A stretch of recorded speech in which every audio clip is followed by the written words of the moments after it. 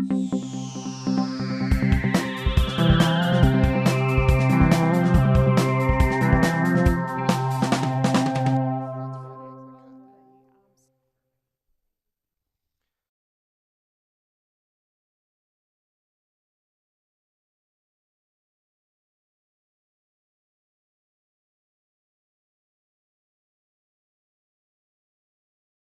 so we're going to get started now, so thank you all for coming out to this event. Before we start with tonight, I would like to invite you to another one of our upcoming events. So next Saturday on April 28th, Aunties will be celebrating the annual Independent Bookstore Day. From 11 a.m. to 4 p.m. we will be joined by local authors and businesses, and in honor of Indie Bookstore Day, we will also be featuring exclusive merchandise in store only. We will be featuring art sessions with Spokane Art School, a book drive for Lewis and Clark High School's library, singing performances from Spokane Civic, author signings, and so much more. If you'd like any more information on this event or others, you can visit us at auntiesbooks.com. Now on to tonight's event. Spokane Writes, a poetry and prose anthology, is a collection of stories, essays, and poems by writers of all ages who live and have lived in the Inland Northwest. The anthology commemorates the 75th anniversary of the Spokane County Library District and celebrates the local community and the plethora of writing talent in the area. Please join me in welcoming up our moderator of the evening, who will introduce tonight's authors, Corinne Wilson. Thank you.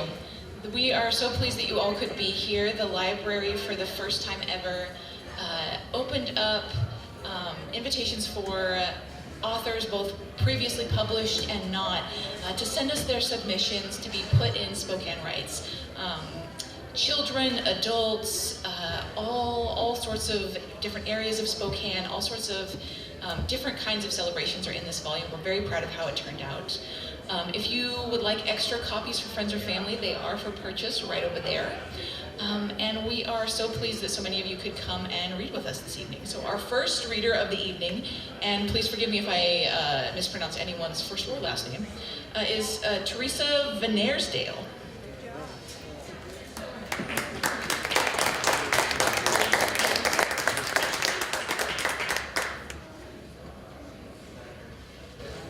She got that right. That doesn't usually happen, but it is phonetic. So my name is Teresa Van Arsdale, as she said, and I'm a first-year poet at Eastern Washington University's stellar MFA program, which I highly recommend. Spring River. All the water displaces the air, pitching against pillow lava leftovers from an ice age. Here and there, volcanoes and floods, mega gallons sluicing over the dam's wide open gates, viscous like oil, screaming hell over the boom and buoys, Old Man River, a frantic leap of cubic feet, and we are voyeurs of this fleet voyageur, resolutely sold down the river as it keeps on moving along, while beneath the cheap froth, trout ply the soundless deep, and you can see them from the bridges if you let your eyes adjust to their buoyant effort. Against the robust spring current as it turns their bodies into a singular swimming muscle Michael Phelps Olympic trout, Class 4 or 5, the wild river gallops through our city, a peopled city of its own, running always while we sleep. Thank you.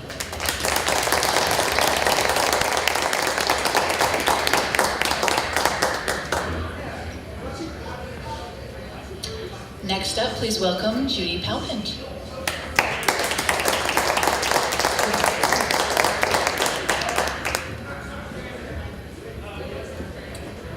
Thank you.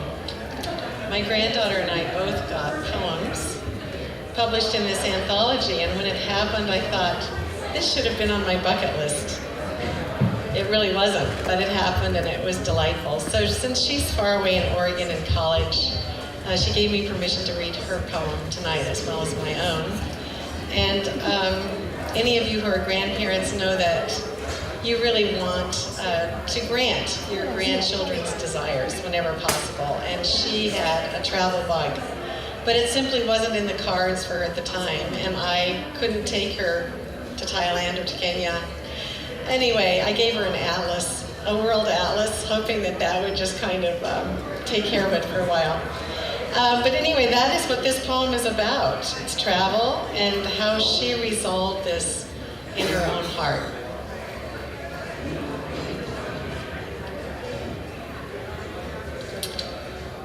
The title is Travel by Kylie Palpant. I have never been to England, Scotland, Denmark before. Not New York, not Boise, not even my neighbor's porch. But today, at 5:15 a.m., the bird made me content just once to live an ordinary life. Green fields rolling, black tea and honey, right here, right now, the present, a gift.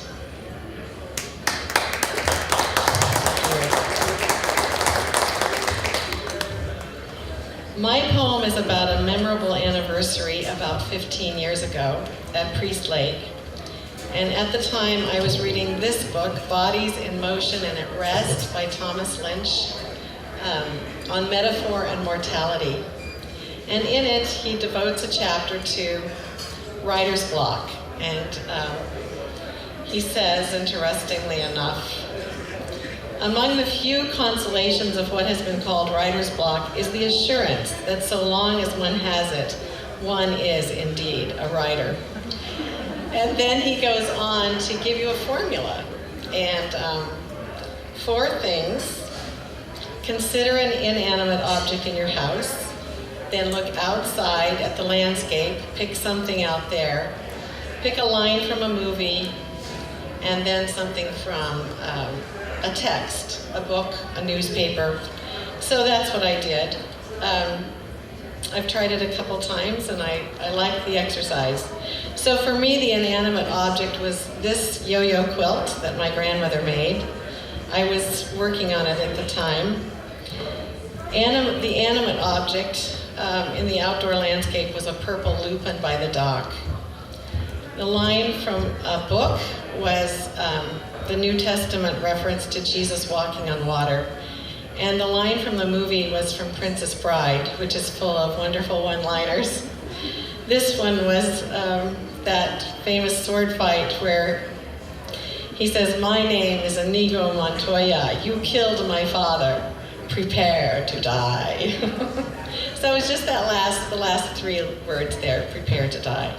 So I wove those 4 things together in a poem on the passage of time, which is even more poignant now than it was all those many years ago because of the recent passing of my mother, 97-year-old mother on Good Friday, followed by 2 urgent visits to the ER in the 2 following days where my husband had severe pain due to dysentery. So too much information. But anyway, you'll see why all that fits into this poem, Anniversary at Priest Lake. "You may have it," Grandma said. "If you like it, take it. I want to give things away before I die." Her hands, rough and wrinkled from farm life, fold the riot of color and place it in mine. 33 years ago, a new bride then. Before changing the quilt from a throw to a wall hanging, I stitched the pieces to the backing. Red next to turquoise, stripe next to plaid.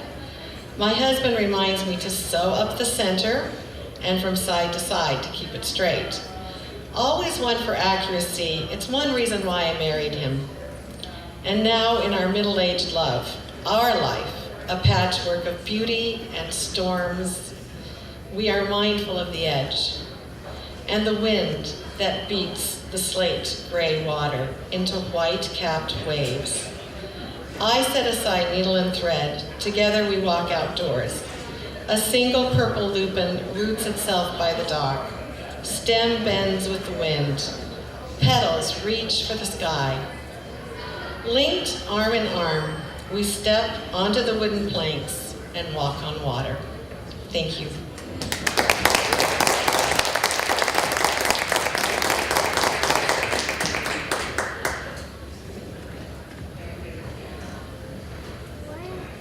Thanks, Judy, for adding some color with that lovely quilt. Next up is Sarah Olson.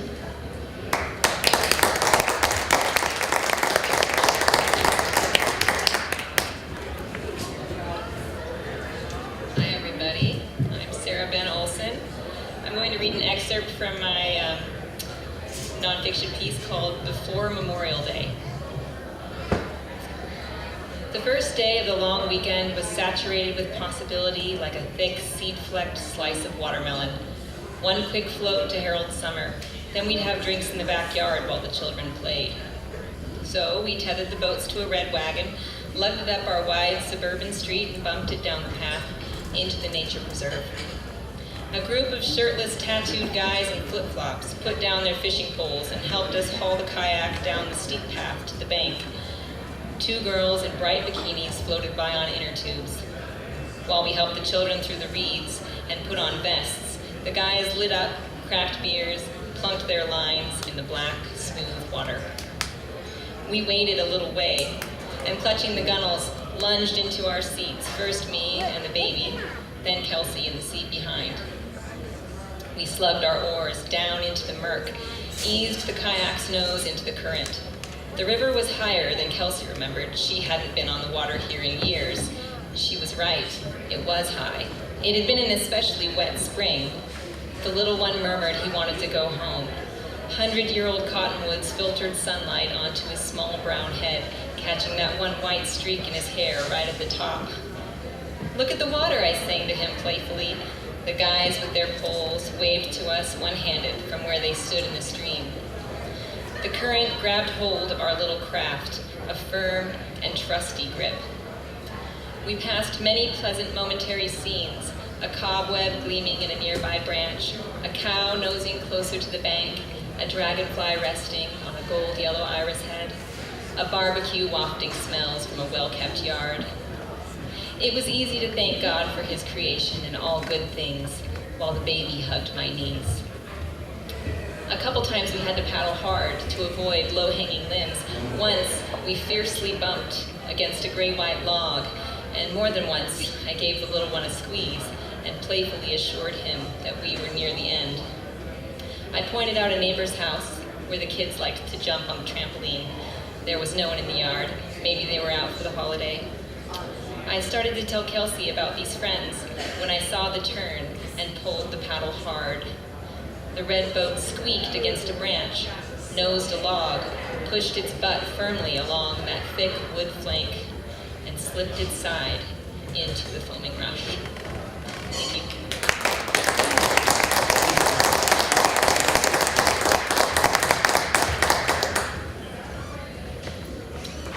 Next, we have Karen Mobley, one of our featured writers of this evening.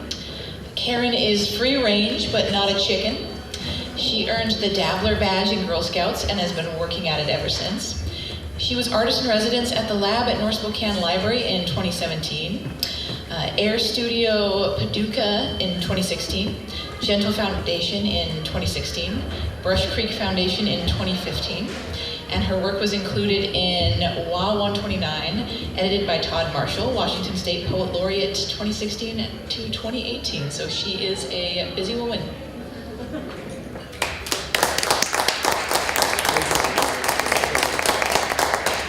If you're following along in the book, my poem is on page 122. It's called In Celebration of Who He Once Was. He wears the ring on his right hand in celebration of a marriage past. 2 golden retrievers, an old tabby cat, 2 kids now grown, a vacation with a friend who could cook on the Coleman stove. It was possible to celebrate and to be sad at the same time. The way one can be happy, perfectly happy, wearing the clothes of a dead friend. This house was once yellow. That house was once white. A dog once named Murphy, a cat named Sam, another cat named Tiger, a dog called Patch. There used to be a weeping willow by the pond. That boy was a girl. That girl wanted to be a horse. This building used to be a factory, and now it's a house. I loved egg casserole and folding chairs. I celebrate green trees, a hollow tune of morning, and low, slow, not quite loon, the penny whistle played by a remembering man.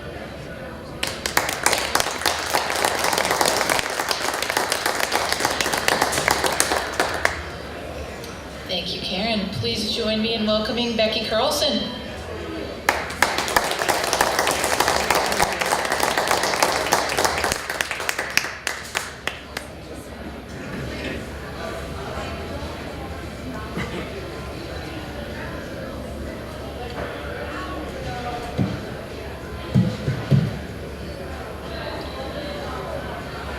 My piece is called Keeping Time.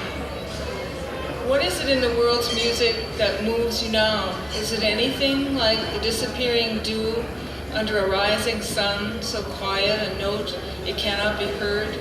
The turn of wind in the poplar tree, that taffeta rustle that stirs? The hot sand at the beach with the power to make a person yell and prance to the water's edge? Or else the hook of a wing and the crying of gulls on a blue water day? A robin on a fence post, its backdrop a field of bright swaying goldenrods, suddenly engulfed in the whirl of dust coming from a car going too fast on an old country road, tires kicking up gravel, heading for home. Is it the sidestep syncopation of going off-road to pick wild huckleberries? Surround sound of birds, a medley of hum and buzz amid flower and fauna of every kind. The warm, damp earth singing and keeping time. It seems there is a dance you learn once and never forget. Only this, nothing more. Not a single measure of regret to alter tempo. Steps you keenly remember. 1,000 memories moving your feet.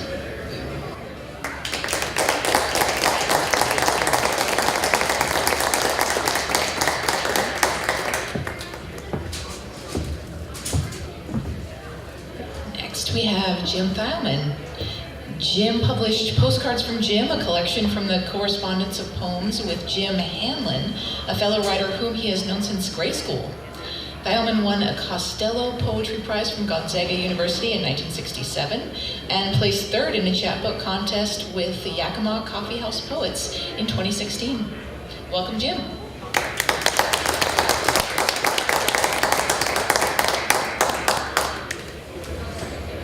And I wanted to, I have a few copies of this book, but by Jim and I, we wrote poems back and forth, and then, this is working, but a little higher, and put them into the book anyway. And Jim contributed something to the, to this book too. And so I had asked permission to read that and got permission. So all over the 6th floor is his poem. The light that turns in these windows is aged. It's taken all of Thursday to get here. It has come here to rest with the old souls of the 6th floor. If you hesitate, it hesitates. If you are yellowing, it yellows. The man who mops tries to keep up with the spilled light. The lady who dusts tries to wipe the sickly glaze on the table. If you were once red-haired, the light shows the empty halo. If you were wide-eyed, the light no longer reaches the threshold. This is where the light grabs its own key. What was speed has become a slow shuffle.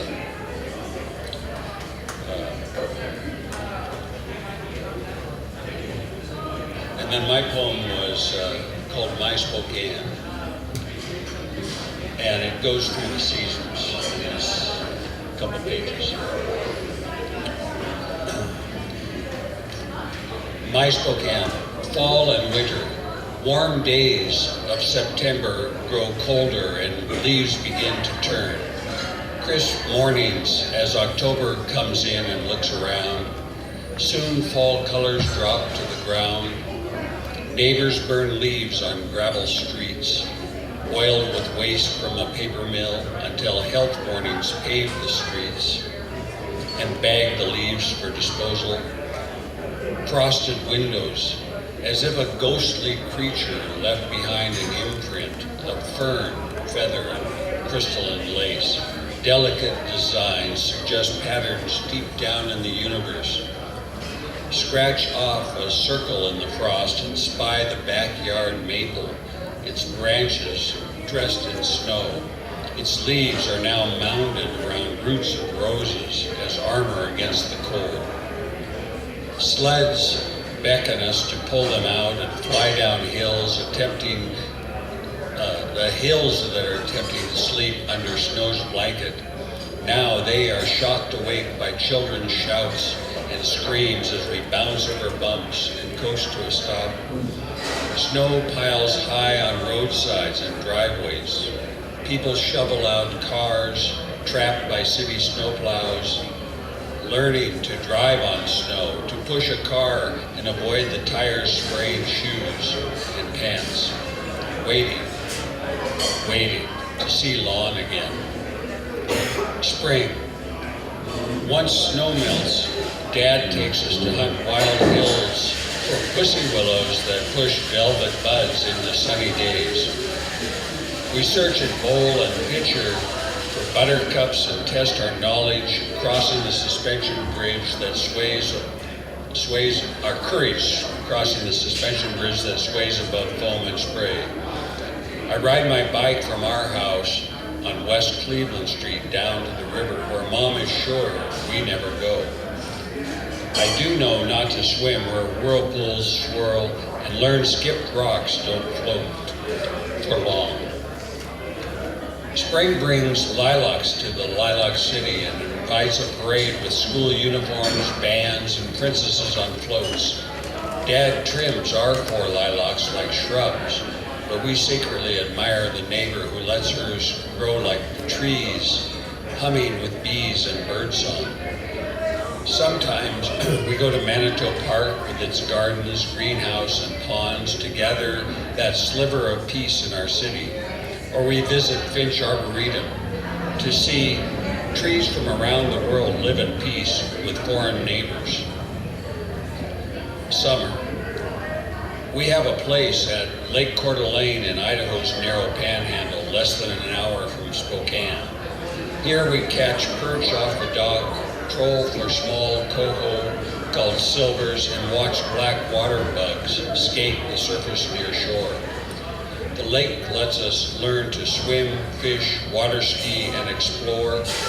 The Coeur d'Alene River enters near Harrison, and the St. Joe River passes St. Mary's, where log booms are ready to be towed past our bay to town. The Spokane River exits the lake to wander through Post Falls and makes its way along Centennial Trail to the riverfront park and a reflected pond. The water is tamed a moment, then tumbles down rugged falls near Anthony's restaurant and under the Monroe Street Bridge. Leaving town, the river wanders to 9 Mile Falls, Long Lake, and Fort Spokane, near its confluence with the Columbia River that flows past my home in Richland. Did I move here, or was I carried downstream to a shrub steppe land by currents that define a life? Now I boat on water that shares a living and liquid connection to the town where I was born and where my memories still root deep. That's my poem. I'm glad to mention the reason to read Hanlon's poem was he lives up in Anchorage, Alaska, and then as the poem made clear, I'm now living in Richland, but but this was a great chance to remember old times in Spokane growing up here.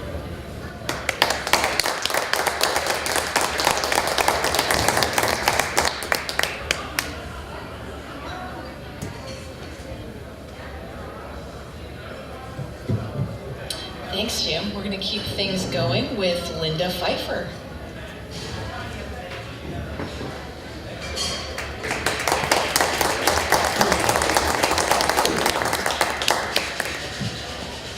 Thank you. I think this is a wonderful opportunity that Spokane Public Libraries have presented to us.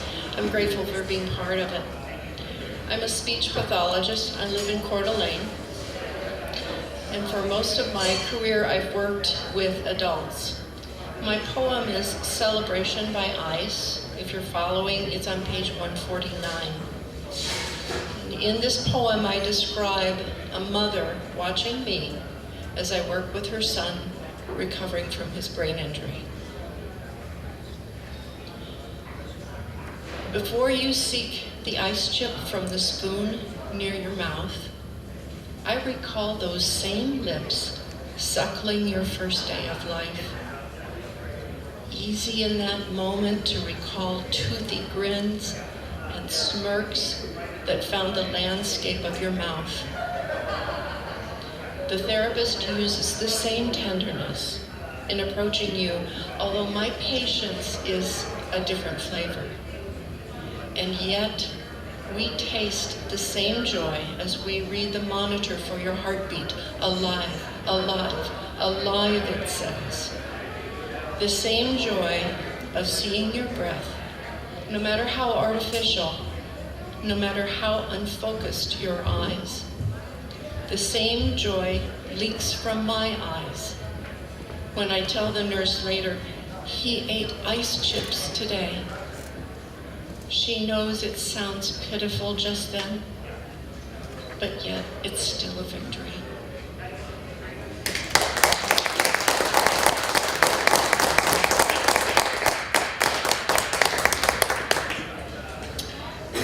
Thank you, Linda. It's nice to see how many different types of celebration we have across this anthology.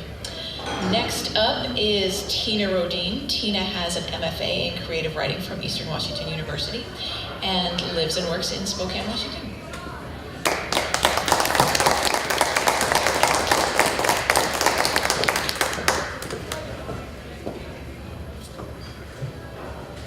I'm a short story writer, but it was a poem that I got published, so that's how it works, I guess. So my poem is on page 84, if you're following along. It's called Since You Said You Do. In the space between your right leg and my left, we hold hands lying on the scratchy army blanket, shoulders touching. My dress sticks to the back of my thighs, your suit jacket is off, shirt buttons opened. 20 minutes ago at the county courthouse, now on a hillside in the park. Tonight, Lincoln City. Beautiful, you whisper, sigh, and squeeze my hand. Do you mean the cloudless sky? I pull our clasped hands to my chest, release the breath I have been holding since you said you do. Thank you.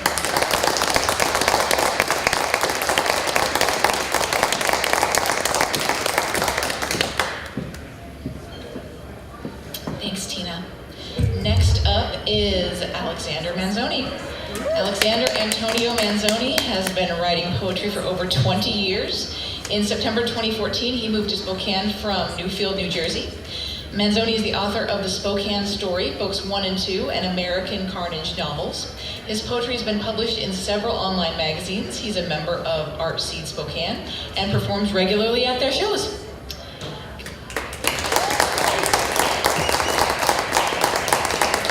Thank you very much. Libraries are important.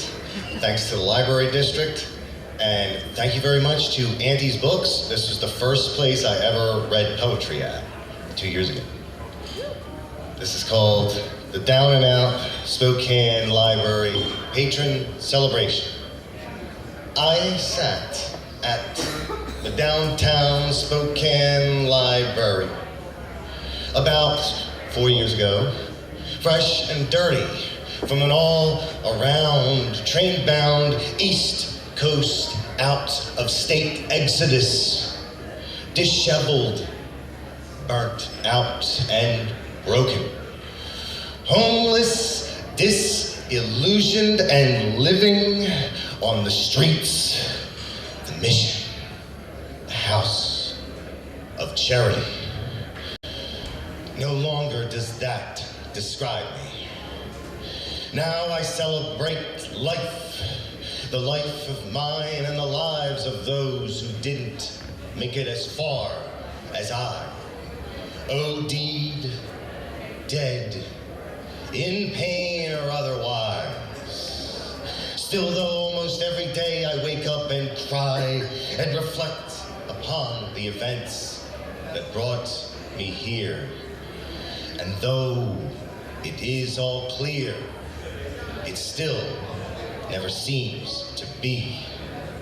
Clouded, surrounded by devils and ghosts and the forever memories of that which was. I celebrate life and cannot die just because.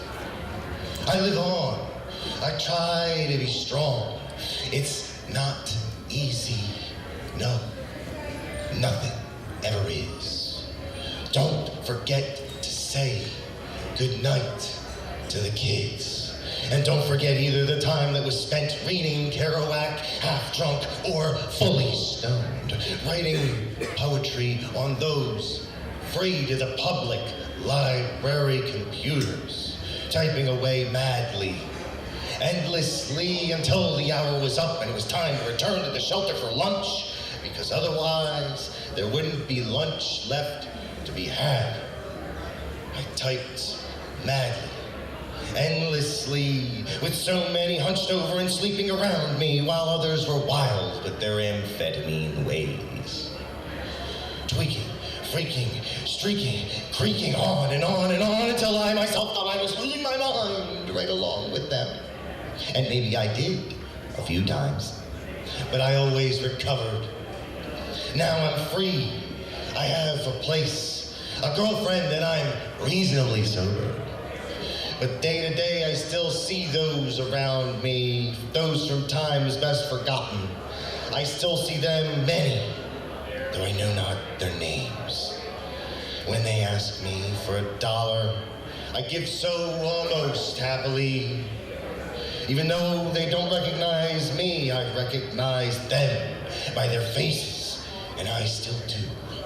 One must remain true to the self and to everyone else. Thank you.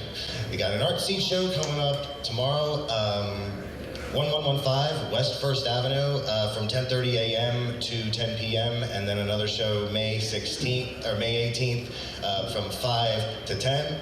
And you see me there doing poetry.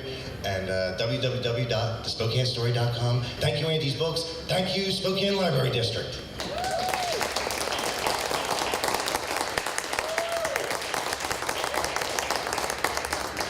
Thanks, Alexander.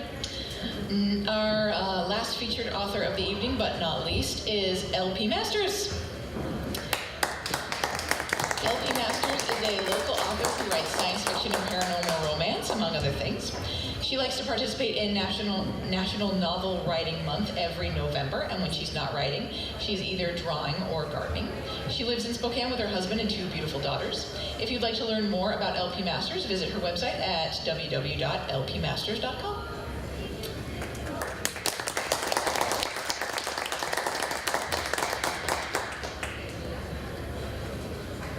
Okay, so I'm going to be reading Tipson and the Wedding today. I'm going to skip the first page because it just kind of defines that he's a robot. So we'll start with he's a robot. Oh. Is this better? Okay. He's a robot. So I'm on page 86 for anybody who's following along. New oral sensory input. Priest. If anyone sees any reason why these two should not be joined in holy matrimony, speak now or forever hold your peace. Command noted. Speak now or hold peace. Decision. Unclear. Option 1, speak now. Possible results. Prevent Master Dupree from entering into commitment he is unable to keep. Option 2, forever hold peace. Possible results. Master Dupree may enter into commitment he is unable to keep. Programming knowledge. Should Tipson fail to keep commitments, Tipson would be decommissioned. Interpretation. Should Master Dupree fail to keep commitments, he shall be decommissioned. Command. Speak. Tipson has a concern. Facial interpretation. Master Dupree. Concern. Mistress O'Holland. Confusion. Command. Speak. You have stated previously that you do not know if you are ready for this change. If you make this commitment and are unable to keep it, you may be decommissioned. Oral sensory input. Master Dupree. Laughter. Tone indicates nervousness. Facial interpretation. Mistress O'Holland's expressions indicate surprise and anger. Oral sensory input. Mistress O'Holland. You told your robot you aren't ready for this change? You can't keep this commitment? Master Dupree. No, Lita, he's misinterpreting it. Mistress O'Holland. Misinterpreting what? You obviously talked to him. Master Dupree. Yeah, I did talk to him, Lita. He's my robot. He's my best man. He's the best friend I have ever had. Mistress O'Holland. He's a robot. Interpretation from multiple cues. Extreme stress and tension between Master Dupree and Mistress O'Holland. Command. Speak. Apologies if Tipson has caused distress between you and Mistress O'Holland, Master Dupree. Tipson realizes that Mistress O'Holland does not appreciate Tipson in the way that you do, as evidenced by the phone conversation she carried out with Madame Sadie Holmes 2 weeks and 3 days ago. Gasp from Mistress O'Holland. You've been tapping my phone calls? Facial interpretation. Betrayal. Rage. Command. Speak. Yes, Mistress O'Holland. Tipson can replay those memory files if you do not recall what exactly was said. Mistress O'Holland. Replay? How dare you record my private command? Play memory files. It's like, really? You're taking that tin can on a date with me? I mean, I love Jimmy, I really do, Sadie, but that damn Tipson is nothing but a really expensive yappy dog. Soon as I'm married, I'm decommissioning him and getting one of those new ones. Aren't the new ones expensive? Ha! Have you looked at Jimmy's bank account? Oral sensory input. Master Dupree. All right, Tip. That's enough. Command. End memory file playback. Interpretation from multiple cues. Emotions of the people gathered together. Sadness, betrayal, disgust, unease, frustration, hatred, humor. Oral sensory input. Master Dupree to priest. Perhaps we should do this another time. I think Lita and I need a little time to talk. Projection of outcome. Marriage will not take place. Alarm! Alarm! Unidentified sensation. Interpretation of sensation. Strong emotion within self. Alarm! Tipson is not allowed to identify with self. Malfunction located. Emotion sensory input programming. Nature of malfunction. Reversal of polarity. Result. Emotion sensory creating output instead of input. Repair damage to motion sensory. Failed. Reverse polarity of motion sensory. Repairs not performed. Run diagnostic to determine why repairs not performed. Diagnostic result. Tipson enjoys self. Tipson does not desire malfunctioning emotion program to be repaired. Command. Speak. Master Dupree. I hope you will not take offense in me congratulating you. Master Dupree. Congratulating me? What for? Speak. I understand that a wedding is a celebration. It appears the wedding is now over. Therefore, I wish to offer you my congratulations. Facial interpretation. Confusing. Change to realization. Change to humor. Oral sensory input. Laughter. Tone indicates relief. Physical sensory input. Master Dupree is patting me on the shoulder. Master Dupree is giving me a hug. Interpretation. Master Dupree is celebrating. Decision. I would like to celebrate also. Command. Laugh.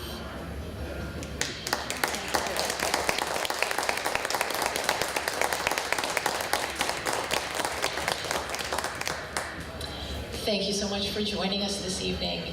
Not only do we have extra copies of the anthology for sale over here in the corner, but also if you heard an author tonight who has other works that you really enjoy, don't hesitate to ask Aunties about those as well.